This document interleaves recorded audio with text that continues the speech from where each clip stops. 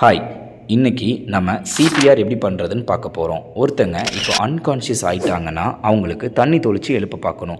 Reaction இல்லைனா 2 fingers எடுத்து அவங்களோட பல்ஸ் செக் பண்ணணும். பல்ஸும் இல்லைனா அவங்களுடைய அப்டமன் மேலே கீழே போகுதான்னு பார்க்கணும். ஸோ தட் மூச்சு விட்டுட்டு இருக்காங்கன்னு அர்த்தம்.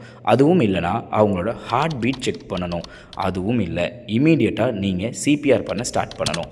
30:2 ரேஷியோவில் நீங்கள் சிபிஆர் பண்ணணும். அதாவது உங்களோட டாமினன்ட் ஹேண்டை centre of the chest solar பிளெக்ஸஸில் வச்சுட்டு லெஃப்ட் ஹேண்டை ரைட் ஹேண்டுக்கு மேலே வச்சுட்டு 30 டைம்ஸ் நீங்கள் கம்ப்ரெஷன் கொடுக்கணும்.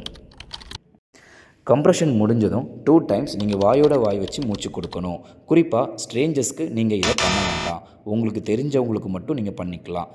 தெரியாதவங்களுக்கு ஆம்பு பேக் யூஸ் பண்ணலாம். அப்படி இல்லைனா கர்ச்சீஃப் எடுத்து அவங்களோட லிப்ஸை கவர் பண்ணி நீங்கள் மூச்சு கொடுக்கலாம்.